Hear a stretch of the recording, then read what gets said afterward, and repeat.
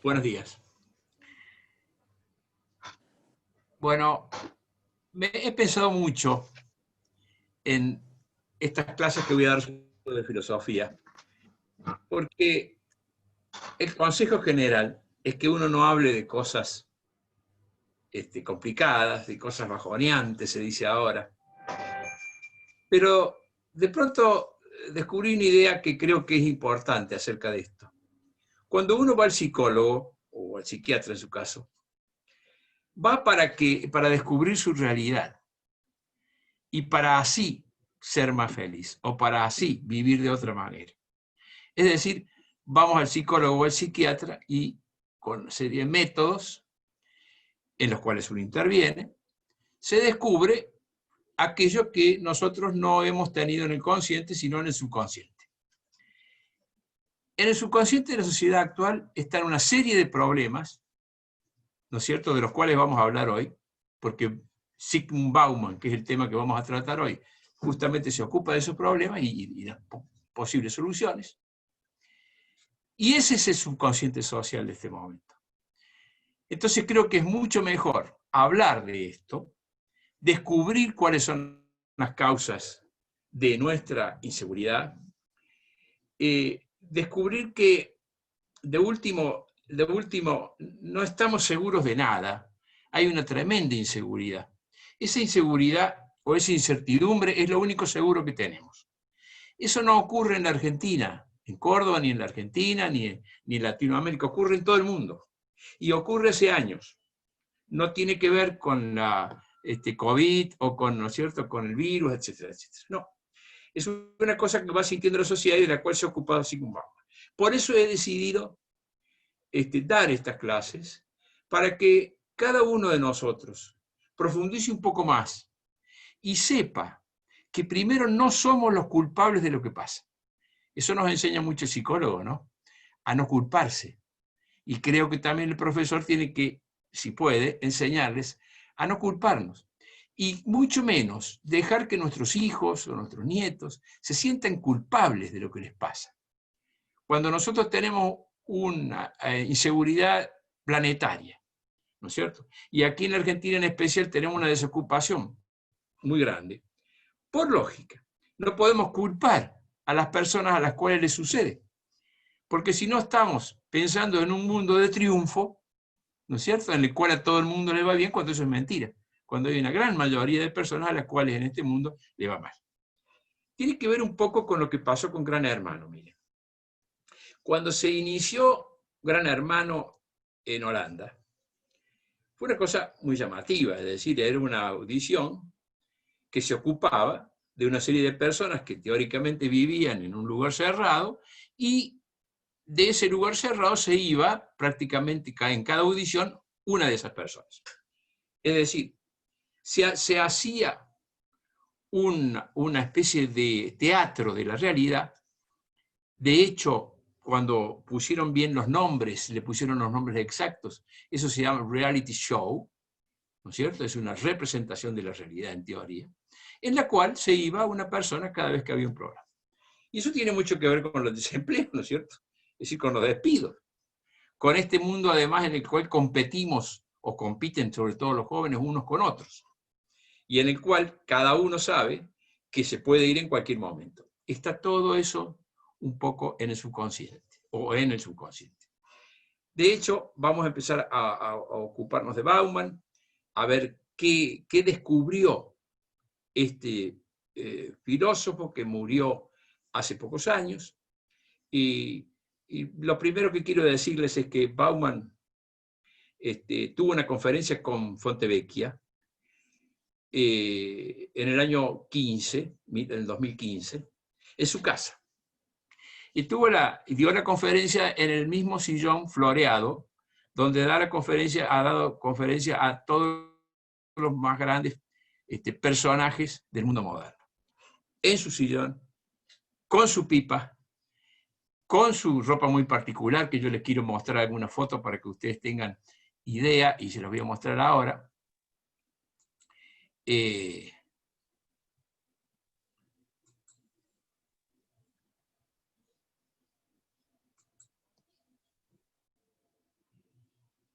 Nunca faltan las expectativas en esto, ¿no es cierto?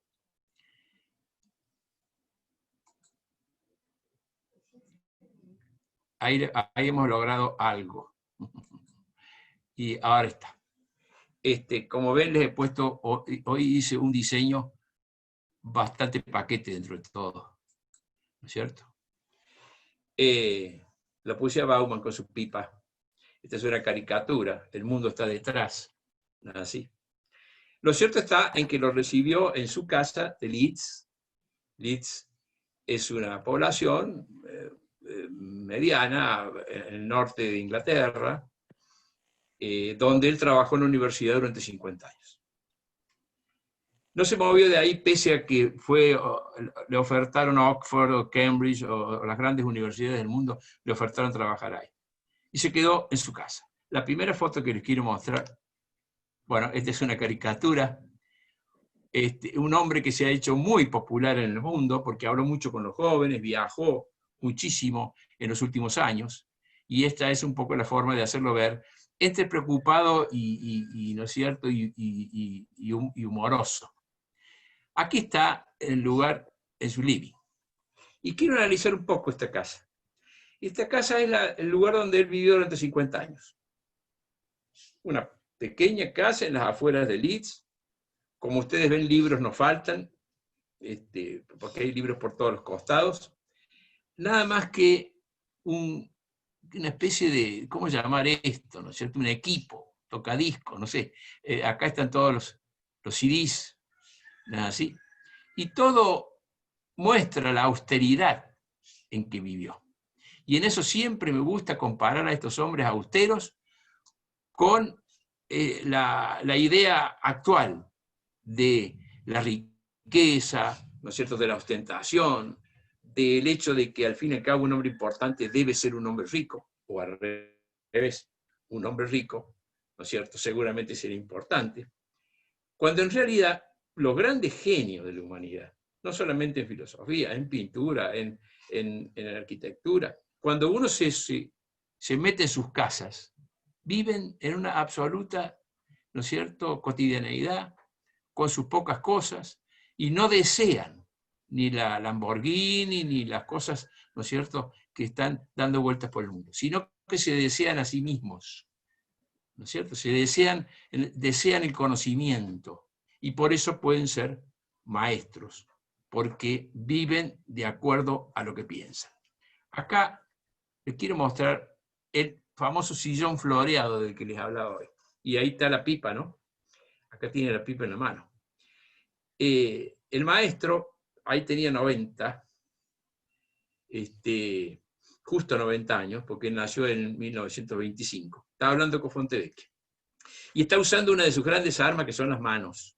Tiene una preciosa mano, ¿no? Está usando la mano, una de las manos sobre todo, que la mueve mejor que la otra seguramente. No me he puesto a averiguar, pero siempre que veo las fotos, una mano está quieta y la otra está en movimiento, como representando lo que quiere decir. Este es un hombre concreto, un hombre real, normal, que ha trabajado toda su vida, ¿no es cierto?, y que no tiene nada que ver con su absoluta fama en todo el mundo, con el éxito de sus libros, ¿no es cierto? Este es un hombre al que nosotros podemos imitar. Acá se lo ve nuevamente. Esta es una foto de Italia, me imagino yo, por las construcciones, porque estuvo bastante en Milán, en Roma, dando conferencias. Y acá de nuevo está la mano en primer lugar, ¿no? Y siempre ese gesto preocupado y también un poco exaltado para la edad que tiene. Nuevamente, qué piel, ¿no? Hay que tener esa piel a los 90, Pirulos. Y qué sensación de tranquilidad. Ustedes pueden ver los videos en YouTube, hay muchos videos con conferencias que son preciosos de escuchar, están traducidos, ¿no es cierto?, en el cual habla realmente con una tranquilidad muy grande. Normalmente cuando van los periodistas, como le pasó a Fontevecchia, le hacen 2 o 3 preguntas y después empieza la clase. Es decir, lo escuchan a Bauman durante 1 hora. Porque una vez que es como un reloj, una vez que uno le dio cuerda, el maestro va hilando cosas, tenía una memoria maravillosa. Digo tenía porque murió en el año 2017. Con Fontevecchi había arreglado para hacer dar una conferencia en Buenos Aires. Iba a venir a visitarnos brevemente, y iba a dar una conferencia en Buenos Aires. La conferencia tenía como título Las raíces del odio de nuestro tiempo. Un tema muy interesante, muy importante. ¿Por qué los seres humanos en nuestro tiempo tenemos una forma dual de pensar? Estos son los otros, estos somos nosotros, y nos odiamos los unos a los otros. Un poco la composición política mundial ahora está basada en esta dualidad. ¿Qué queremos nosotros? ¿Qué quieren los otros? ¿Cómo nos podemos ganar espacio unos o ganar espacio otros? Y de esa manera el diálogo, por supuesto, se rompe. En esa conferencia dijo Bauman, tenemos un destino común y nuestra supervivencia depende de si cooperamos o luchamos entre nosotros. Tenemos que desarrollar, aprender y practicar el arte de vivir con diferencias, a beneficiarnos unos de otros, no a pesar de, sino gracias a nuestras diferencias. Este es un tema que han tratado muchos pensadores modernos, ¿no es cierto? ¿Por qué las diferencias entre las personas son consideradas en nuestro siglo como límites, ¿no es cierto?, en vez de ser consideradas como bases de un diálogo? Las diferencias son consideradas como algo que nos separa de los demás, en vez de ponernos frente a los demás y en la posición de dialogar. Bauman nació en Polonia, nació en 1925, y estamos hablando de un mundo que venía de la final de la Primera Guerra Mundial, en el 18. Toda su vida transcurrió, por supuesto, en un mundo bastante conturbado, y a eso creo que debe este interés de pensarlo, de reflexionar sobre él, ¿no es cierto? Ya desde la primera juventud, casi de la niñez, porque cuando tenía 14 años, Hitler invadió Polonia en el año 39. Y cuando Hitler invade Polonia en el 39, él y su familia se van a Rusia. Bueno, se van a Rusia, que tenía un pacto, en ese momento Stalin tenía un pacto con Hitler, que duró hasta el 41, sí, hasta el 1941, y él va a Rusia y comienza allí a estudiar, tiene que también estar en el ejército, y durante el tiempo que pasa la Segunda Guerra Mundial, la pasa en Rusia. Cuando se gana, o los aliados ganan la Segunda Guerra Mundial, vuelve a Varsovia. Y cuando vuelve a Varsovia, el comunismo está en la primavera. Está siendo el liberador de los países del este, que ha liberado, porque es el país que ha luchado y que perdió 25 millones de muertos en la guerra, y que de pronto viene como salvador a los países del este. Y entonces Bauman trabajó en la KGB, él no lo niega, trabajó en los servicios secretos del Estado, pero no trabajó, ¿no es cierto?, en las deportaciones o en las prisiones, etcétera, sino que fue un empleado administrativo. Nunca lo ha negado. Esta situación la tienen muchos filósofos de hoy, porque estuvieron en una época determinada. Lo cierto es que estuvo en Varsovia hasta 1968. Es decir, casi 20 años, de los cuales llevó adelante su carrera, llegó a ser profesor de la Universidad de Varsovia. Justo el momento en que ha logrado lo que quería, que era ser profesor en la universidad y llevar una vida de investigación, el gobierno empieza a perseguir a los judíos. Bauman es judío. Se ha salvado de los campos de concentración, se ha salvado del final triste que tuvieron muchísimos de sus parientes, incluso algunos hermanos, ¿no es cierto? Pero de pronto el fantasma vuelve y por una serie de cuestiones en el 1968 se está persiguiendo a los judíos, hay levantamientos de estudiantes. Ustedes saben lo que es la primavera de Praga, que ocurre también en el 68, en el cual los países del este empiezan a descubrir que la promesa rusa no se cumple y que de alguna manera cada uno de ellos quiere reasumir su independencia, el país que está detrás ya de la cortina de hierro. Lo cierto está que Bauman es dejado cesante en la universidad, y es dejado cesante porque su padre pide ir a Israel. Es decir, ya evidentemente al sistema, al Estado polaco no le parecía, ya le parecía mal que los judíos estuvieran ahí y le parecía mal que se fueran. Y en este momento Bauman decide, va a dar una conferencia a Jerusalén y decide quedarse allí. Decide de última iniciar su exilio. No solamente estuvo en Israel, estuvo en Estados Unidos, estuvo en Canadá dando conferencias, dando algunos cursos, hasta que pidió asilo en Inglaterra y fue a vivir a esta pequeña universidad del norte de Inglaterra, la Universidad de Leeds, donde obtuvo el lugar indicado para poder seguir reflexionando. Y es por eso que vivió los últimos 50 años de su vida allí, y de hecho murió en 2017, en esa casa que yo recién les mostré una fotografía. Las primeras investigaciones que hizo en Inglaterra tenían que ver con los conflictos de las clases sociales, ¿así? Con el marxismo. De hecho, Bauman no deja de decir que todavía es un admirador de Gramsci, o no dejaba de decir que era un admirador de Gramsci, el pensador norteamericano. Y siempre siguió trabajando durante esos primeros tiempos sobre los temas que él había tratado en Varsovia. De pronto escribe un artículo sobre el Holocausto. Y aquí tiene la primera idea importante, la primera muy importante de su carrera. Porque él dice que el Holocausto no es provocado por un accidente, o por un momento determinado, o por la guerra, sino que es una respuesta de la condición humana, ¿no es cierto?, del ser humano, a las condiciones en que vive el hombre moderno.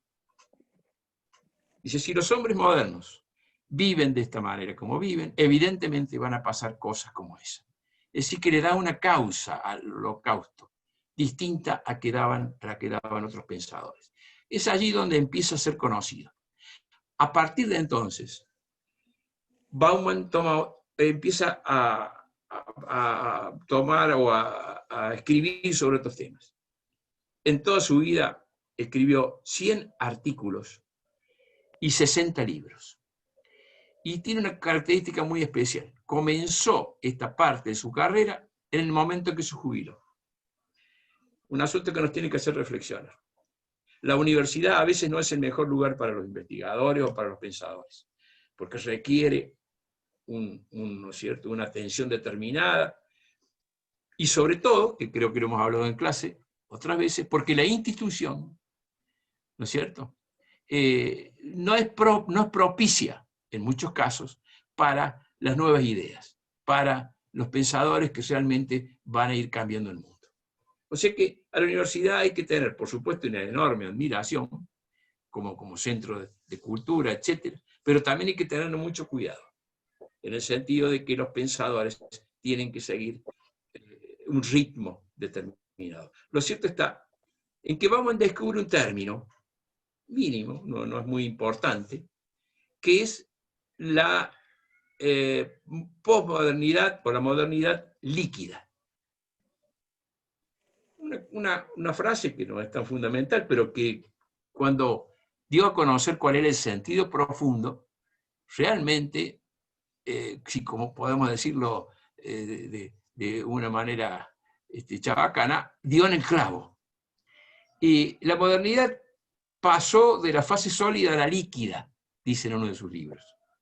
Una condición en la que las formas sociales ya no pueden mantener su forma, porque se descomponen y se derriten antes de que tengamos el tiempo necesario para asumirlas. Esta este párrafo. Ahora es conocido por todos. Casi todos nosotros sabemos que esta sociedad no es sólida, por lo pronto. Sabemos que no es sólida porque veíamos a nuestros abuelos trabajar en la misma fábrica durante 50 años y vemos que a nuestros hijos no les pasa lo mismo. Porque sabemos que, en cierta medida, hemos tenido una solidez en cuanto a nuestras costumbres, a nuestras actividades, que ahora la sociedad no nos ofrece. De hecho, se ha hecho una encuesta en Estados Unidos, una encuesta de Gallup, sobre cuántos trabajos tiene que cambiar una persona durante su vida, y el promedio es de 11. 11 veces tienen que cambiar de trabajo. Profesionales formados, porque la encuesta se hizo entre profesionales formados en la universidad, o sea que tienen todas las armas para vivir en la sociedad actual, y ya tienen que estar previendo eso. Por un lado, dice Bauman, habrá cambios en el trabajo porque la gente lo desea, porque quiere estar mejor, pero hay que tener en cuenta que alguien que trabaja va a cambiar de lugar, hagamos un promedio para tener una idea, para fijárnoslo en la mente, de 10 veces a lo largo de su vida. Esto implica una tremenda inseguridad, es casi la representación de la sociedad líquida. Pero no cambia solamente el trabajo, cambian no los colores de los semáforos, gracias a Dios, o todavía no, pero cambian las manos de las calles, cambian, ¿no es cierto?, la forma en que los gobiernos asumen la seguridad social, cambia la forma en que nosotros llevamos adelante las relaciones íntimas, las relaciones cotidianas. Y en general es un mundo que de últimas nos da una tremenda inseguridad. Creo que asumirla es la primera cosa que tenemos que hacer. ¿Cómo voy a hacer yo para vivir en un mundo que tiene las siguientes características? Y no, bueno, a mí no me pasa, o yo no quiero que me pase, o no quiero pensar en esto. Porque es fundamental para comprender a los seres humanos que tenemos alrededor. Que esto es un hecho. En el siglo XXI se vive de esta manera. La modernidad líquida le hizo pensar en muchas otras formas de liquidez.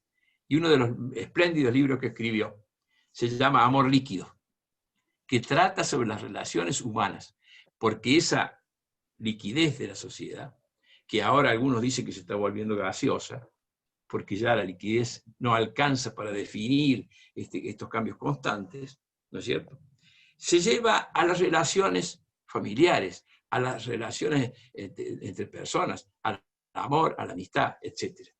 La idea misma de relación, dice Bauman en El amor líquido, sigue cargada de vagas amenazas y premoniciones sombrías. Transmite simultáneamente los placeres de la unión y los horrores del encierro.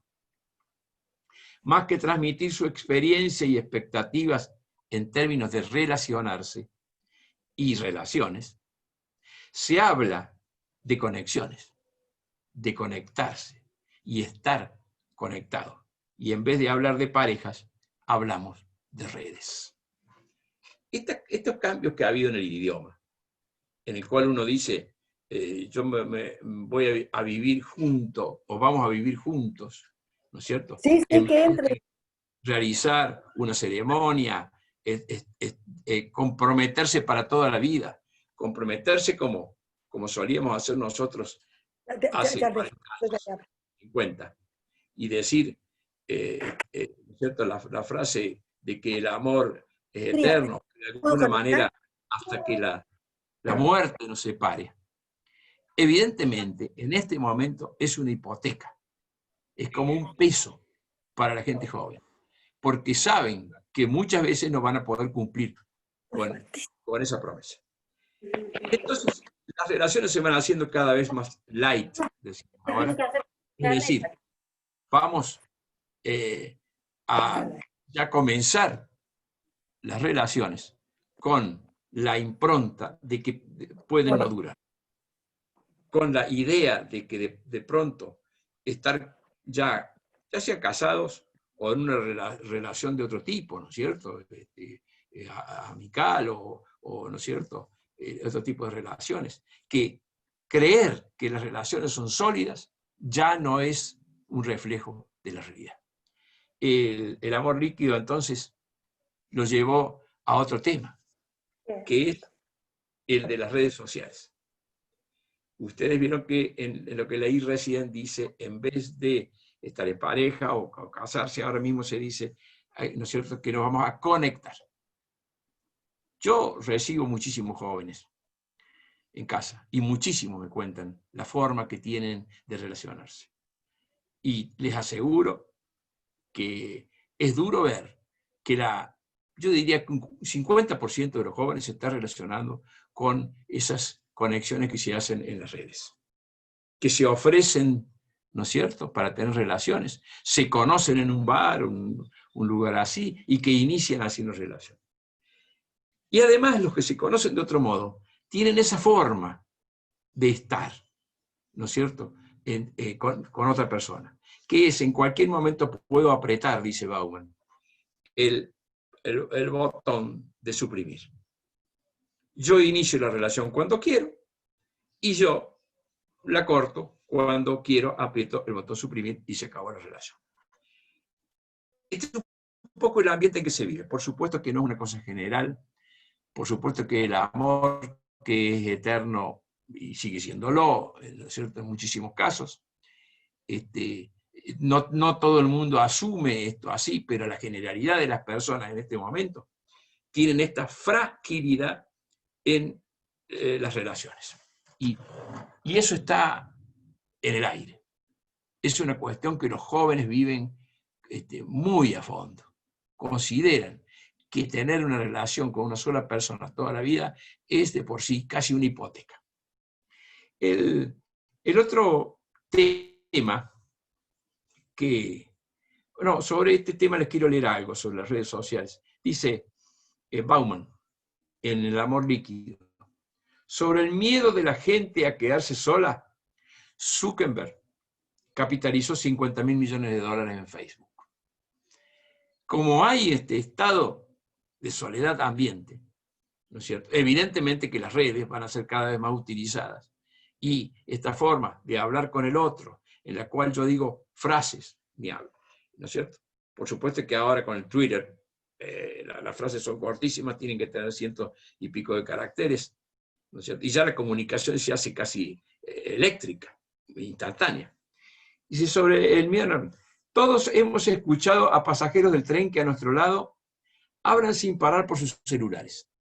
Uno diría que están contando los minutos que los separan de sus seres queridos y que no ven la hora de poder mantener esas conversaciones cara a cara.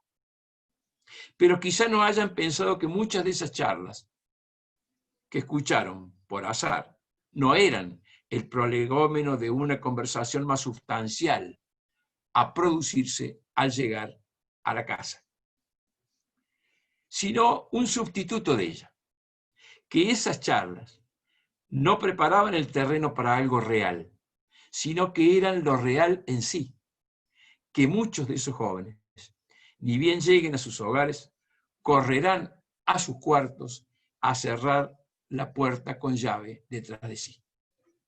Una situación totalmente opuesta. Por un lado, comunicarse constantemente, avisar dónde estoy, recibir mensajes sobre ya sean los padres, la mujer, los hijos, estar constantemente en comunicación. Por otra parte, llegado el momento de estar en la casa, la incomunicación.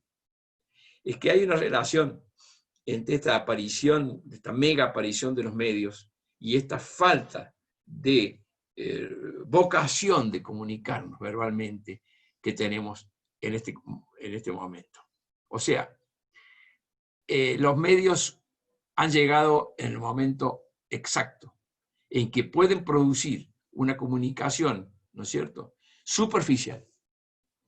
Y como el hombre está preparado para comunicarse superficialmente, ocupan el lugar exacto. Esto lo digo para que tengamos mucho cuidado en el sentido, escucho muchísimo estos últimos días. Hay pedagogos que están enojadísimos con esto, con que la educación digital llegó para quedarse esto de que vamos a enseñar en la pantalla, que es un absurdo. Es un absurdo porque la persona que está haciendo lo que yo estoy haciendo en este momento, yo estoy haciendo algo incompleto, porque no lo tengo a todos ustedes al frente. Pero a la vez, ustedes están haciendo algo incompleto porque no me tienen a mí. Que el hecho de educar, que ya vimos en nuestra clase, que quiere decir dar la luz, es muy difícil de entregar con este sistema. Es maravilloso para suplir un momento como este, para completar las clases presenciales es realmente fabuloso, ¿no es así? Para mostrar imágenes, etc. Pero no es el medio adecuado para enseñarnos a vivir, para aprender las cosas fundamentales de la vida. O sea, es como si estuviéramos en un pozo y sacáramos agua de la superficie, cuando los problemas están en el fondo. Los seres humanos tienen un fondo casi, ¿no es cierto?, interminable. Eso hace que las relaciones se puedan mantener en el tiempo. Que el fondo de cada ser humano, como es interminable, está siempre sacando nuevos frutos. Y en la profundidad de las personas está la relación real. Está la relación que puede hacernos no solamente durar, sino que están las relaciones que son fructíferas. Eso es justamente lo que nos falta en este momento. Les quiero mostrar las últimas fotos de Bauman. A mí me encanta verlo. Acá está enseñando a jóvenes hasta los últimos años de su vida, no solamente los últimos, hasta los últimos meses. Bauman viajó, enseñó, sobre todo se ocupaba de los jóvenes. En este momento que está dando esta conferencia tenía 91 años, y realmente que es reconfortante verlo. Acá está cuando le dieron el premio Príncipe de Asturias. Y acá lo tenemos en el momento lo que podrían llamar los deportistas el podio, o el momento en el cual está en la cátedra. Siempre fue un hombre durante que mala relación de última, o insuficiente relación que mantenemos con los otros seres humanos, crea un problema serio de convivencia con nosotros. Cada vez más escuchamos hablar de los otros, cada vez más escuchamos hablar de nosotros, ¿no es cierto? Las personas decimos cada vez más seguido, él, hablando a veces de nuestra mujer, de nuestro marido con el cual vivimos hace 40 años, y yo, porque el ego se ha exacerbado. Y eso ya lo analizamos en otras clases. El Occidente va a perder la batalla frente al ego, porque cada persona se siente un mundo, se siente que tiene que defenderse, como pasa dentro del reality show Gran Hermano del que hablamos recién. Cada uno de nosotros quiere, no digo que el otro se vaya, pero está en situación de competencia, incluso con las personas que tiene como socias, como amigos, ¿no es cierto?, en la intimidad. En vez de tratar de unirse, de ser, no digo la misma persona, pero sí de ser dos personas que están absolutamente en colaboración para llevar adelante, ya sea una pareja, ya sea un negocio, ya sea una cátedra, ¿no es cierto? ¿Qué pasa? Que cada uno trata de presentar su forma de ver las cosas, ¿no? Así. En la convivencia con nosotros está muy analizada en el libro Confianza y Poder en la Ciudad. En este libro Bauman se ocupa de esto que nos pasa en las ciudades, de que de pronto nos vamos al country, de pronto nos vamos, ¿no es cierto?, nos ponemos en un departamento porque es más seguro, de pronto faltaría que ya nos pusiéramos en una cárcel para ver si la cárcel es absolutamente segura. Las soluciones que se han dado no son malas, ¿no es cierto? Los country son lugares que realmente parecen vivir en otro tiempo y parecen vivir en otra realidad, y yo creo que las personas busquen eso, es lógico, pero resulta que no da resultado. Es decir, la separación de las personas en lugares donde no pueden, de última, no pueden salir, porque la realidad es esa, que de pronto nos metemos ahí por seguridad, pero también nos metemos en un lugar del cual para salir tenemos que pasar una puerta, para salir a lo que es el mundo, para comprar algo, etc. En este libro, Confianza y Poder en la Ciudad del 2006, Bauman escribió: las puertas pueden estar cerradas con llave, pero por seguras que sean las cerraduras, el problema no desaparecerá. Las cerraduras pueden ayudarnos a soslayar el problema o olvidarlo, pero no pueden obligarlo a dejar de existir. Si son soluciones, ¿no es cierto? Basta aquellos de nosotros que hemos estado en Perú, que hemos estado en Colombia, que hemos visto, ¿no es cierto?, lo que pasó en Latinoamérica. No lo veíamos en Argentina todavía, pero ya estamos viendo los alambres de púa, ¿no es cierto?, las enormes tapias, y etcétera. Que si uno cierra los ojos y se pone a recordar, no son tan distintas de los campos de concentración. Claro, lo que ocurre adentro es otra cosa. Adentro no mueren las personas, adentro no están confinadas en lugares determinados, no están los nazis, pero sí estamos separados de los otros. Y creo que estar separados de los otros es un castigo tremendo, sobre todo en un momento en el que solo la solidaridad puede hacer que nosotros progresemos, que nosotros salgamos de la instancia en que nos hemos metido. Una de las soluciones que Bauman propone está en esto que se ha llamado la economía moral, una nueva ciencia, una nueva forma de ver la economía. Ya no solamente la economía material, ya no los datos fríos, sino la economía del ser humano. La economía en el marco de lo que es la vida humana y de lo que es una sociedad en la cual los seres humanos tratan de ser felices. Y esto lo descubrió Bauman, porque entre otras de las cosas nuevas que él vio y por las cuales se puso a pensar, vio que la gente no buscaba ser feliz, como dice Aristóteles. Aristóteles dice que la finalidad de la vida es la felicidad. Pero resulta que la gente moderna no buscaba la felicidad. Y sencillamente no la buscaba porque temía no encontrarla. Eso es muy importante. Entonces se hizo una serie de formas económicas en la cual el que está afuera es el hombre y la mujer. El sistema económico anda y anda mal. Ustedes saben que a veces anda y a veces no anda. Estamos pasando una época desde el 2008 en el que el sistema económico mundial no anda. Muchas de las cosas que nos suceden a nosotros tenemos que atribuirla a la crisis económica mundial, que no ha cesado, va tomando nuevas formas. Se van buscando soluciones. Los estados se vuelven grandilocuentes en cuanto a dar millones y millones y miles de millones de dólares para que esto siga andando. Pero en la realidad, cuando nosotros lo medimos en el trabajo que tienen nuestros hijos, cuando lo medimos en el estándar de vida que tenemos respecto a hace 20 o 30 años, esta sociedad en este momento está en un momento de impasse, no está funcionando. Entonces, los mercados modernos, dice Bauman, no toleran las economías de no mercado.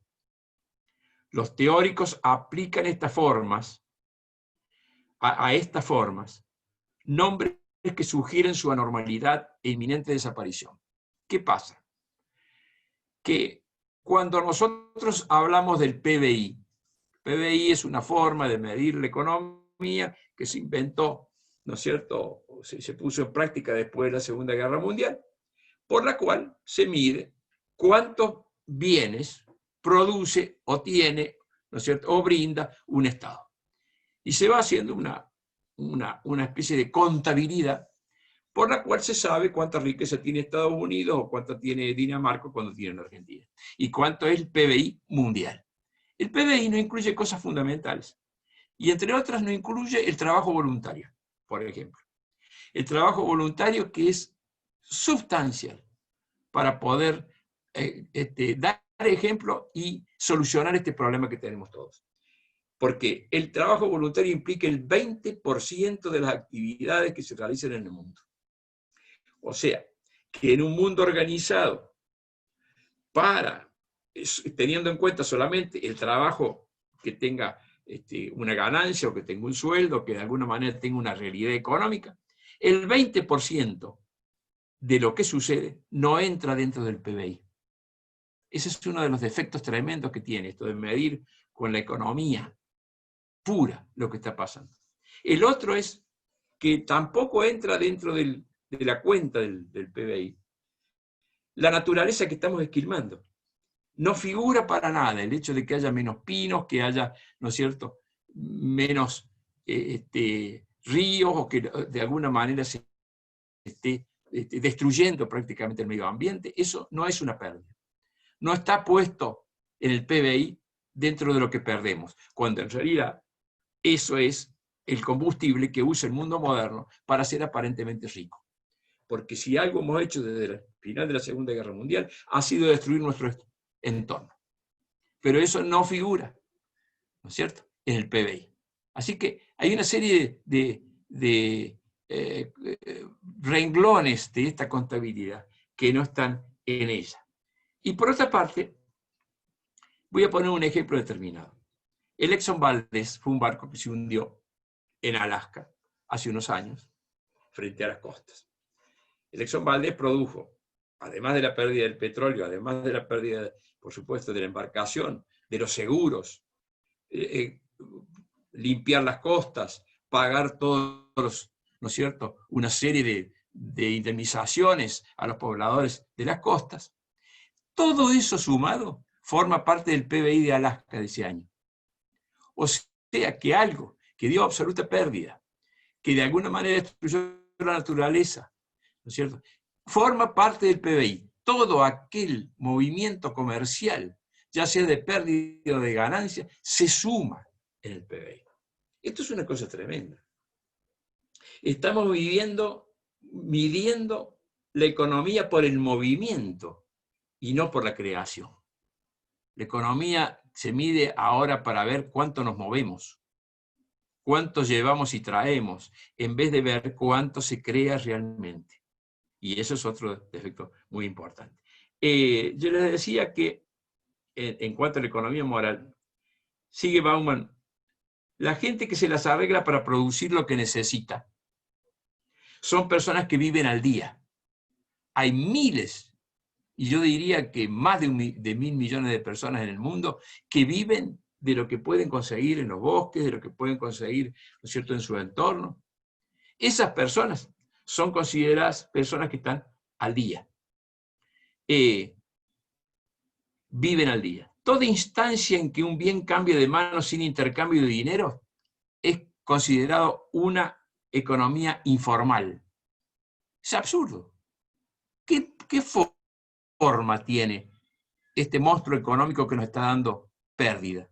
Al lado de estas economías que hacen las personas que prácticamente forman parte del 20% de la economía del mundo y que son consideradas informales, ¿no es cierto? Y por último, los aspectos de la vida no comercializada entrañan peligros. Se los denuncia, ¿no es cierto?, como inferiores, repulsivos y, en definitiva, degradantes. Es que es real. Todo aquello que no forma parte del sistema, de la parte brillante del sistema, de la que muestra el sistema y con las cuales saca sus cuentas, entonces, son consideradas algo ineficiente, algo que de últimas es informal, porque de últimas es ineficaz. Cuando Bauman llegó a la conclusión, estudiando este problema, de que gracias a las economías informales, que ellos llaman informales, gracias a este movimiento que hacen las personas sin involucrarse con la economía del sistema, se mantiene el sistema en pie. Así que más bien, si usamos nuestra cabeza para progresar, debiéramos pensar cuánto más podemos hacer como actividades voluntarias.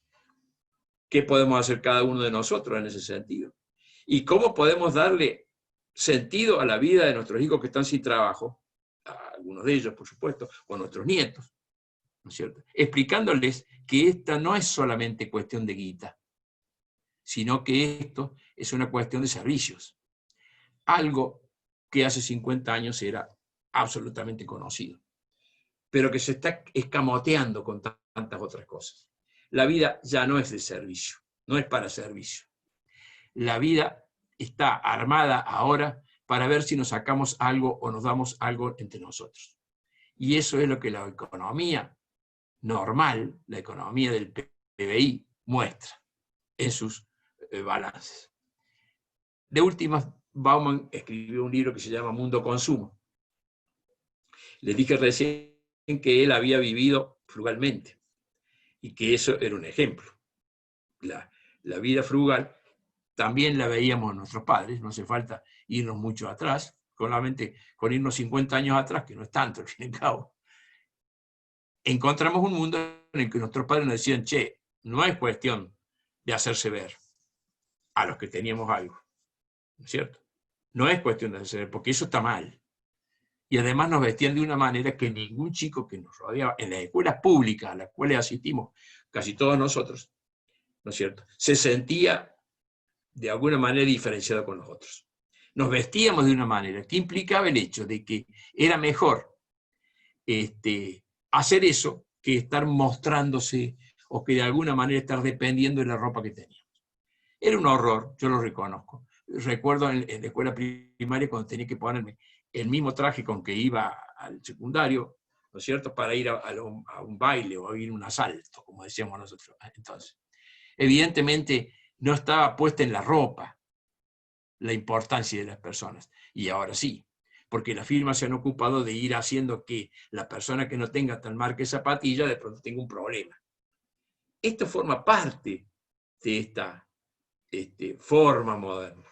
Y nosotros podemos y debemos, ¿no es cierto?, oponernos. Como testimonio, debemos oponernos. Que sepan nuestros nietos, o los nietos de nuestros amigos, ¿no es cierto?, o nuestros sobrinos, que sepan que la mirada no debe estar puesta en esos objetos, sino en la persona que los utiliza.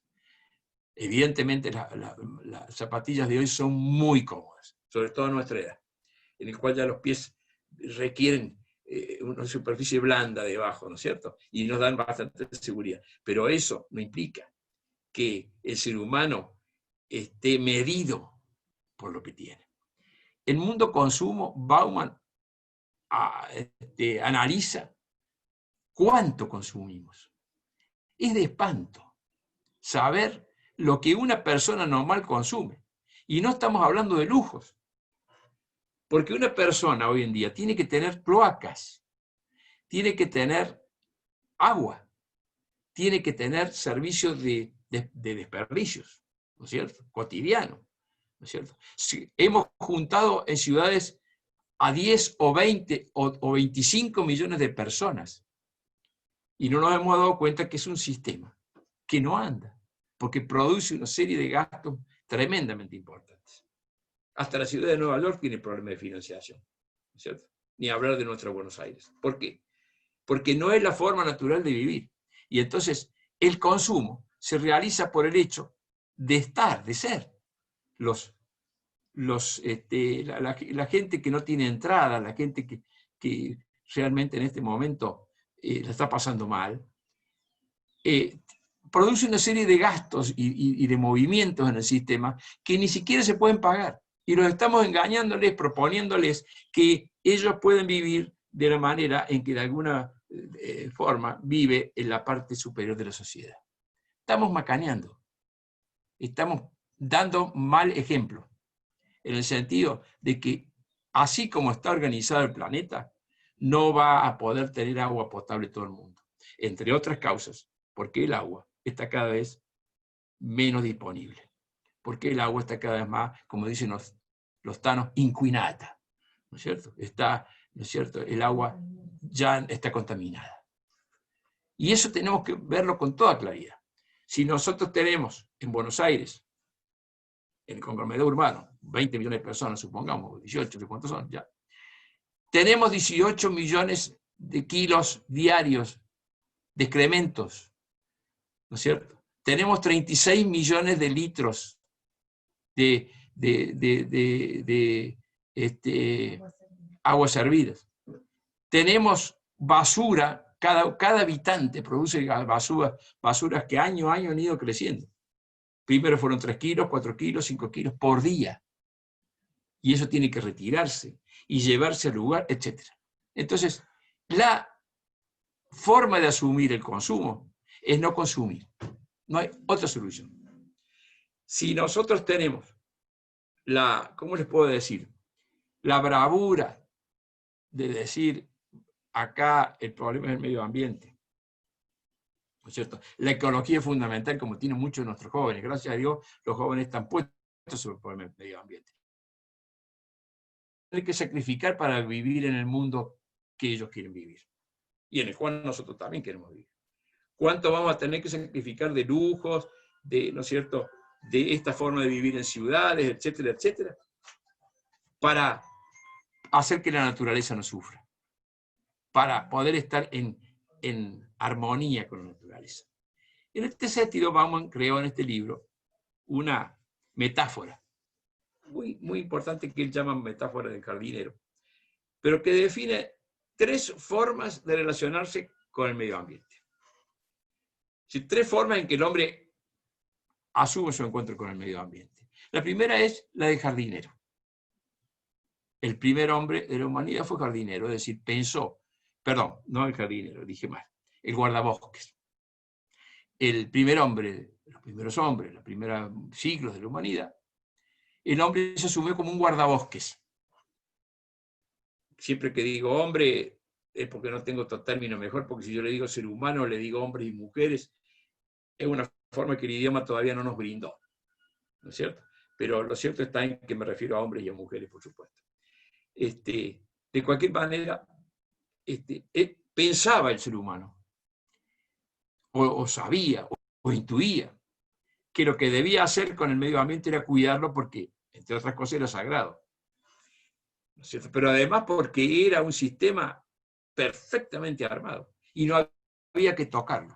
Entonces era el hombre guardabosques, que de alguna manera tenía que cazar, que de alguna manera tenía que vivir, pero que lo hacía sin tocar el medio ambiente porque consideraba que el medio, la naturaleza, estaba bien hecha y por eso había que mantenerla así. Era un principio que tenían los más humildes y también tenían los empresarios de aquellos siglos, ¿no es cierto? Los 2 tipos de personas asumían que había que mantener el mundo como era. El segundo caso es el del jardinero, cuando ya al ser humano se le ocurrió que alguna cosa él podía mejorar. Y entonces asumió esta situación en la cual él pensaba que él podía arreglar el mundo.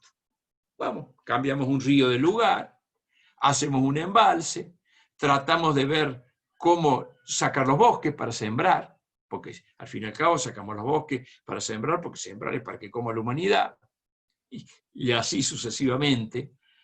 Fuimos asumiendo que nosotros podíamos organizar la naturaleza mejor de lo que estaba, lo cual es un absurdo filosófico, metafísico, ¿no es cierto? Y además, es una cosa evidentemente, ¿no es cierto?, falsa, porque nosotros ahora ya vemos lo que hemos hecho.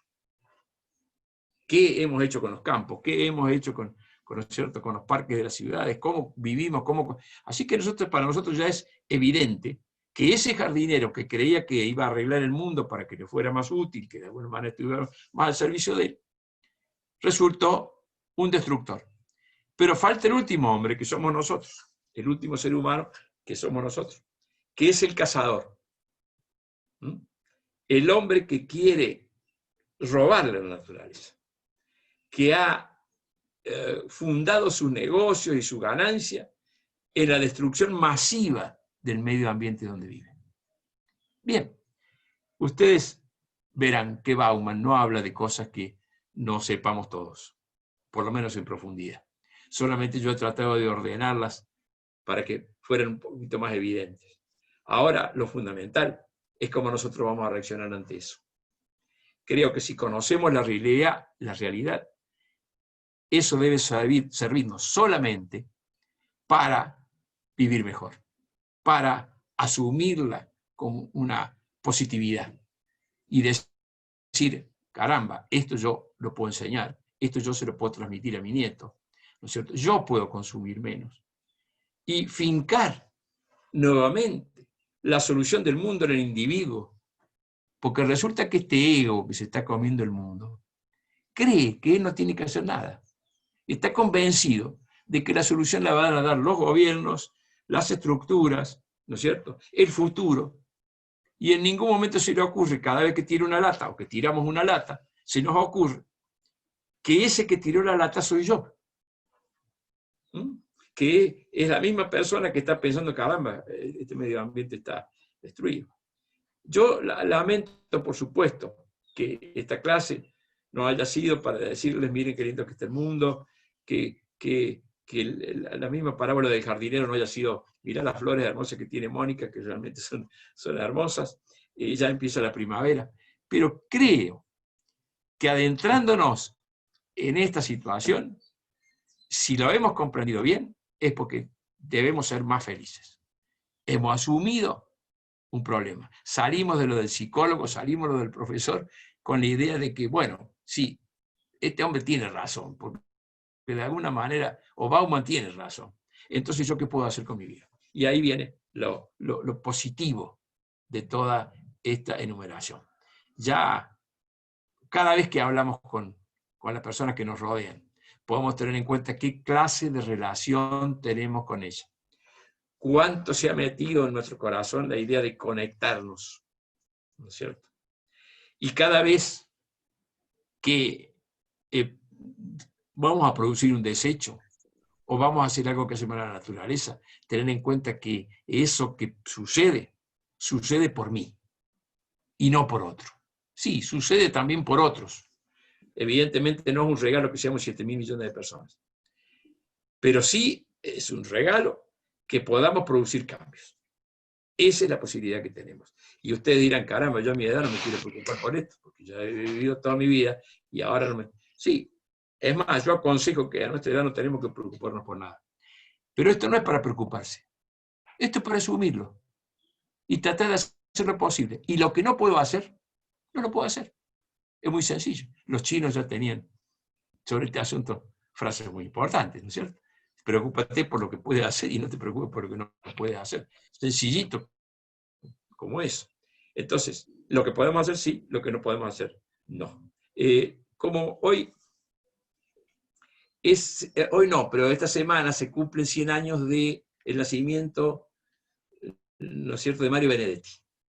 Así que para despedirnos y levantar un poco el ánimo de esta parrafada que me han mandado de una hora sobre lo que piensa Bauman y demás, les quiero decir un poema de Mario Benedetti que se llama Corazón, Coraza. Y dice así: porque te tengo y no, porque te pienso, porque la noche está de ojos abiertos, porque la noche pasa y digo amor, porque has venido a buscar tu imagen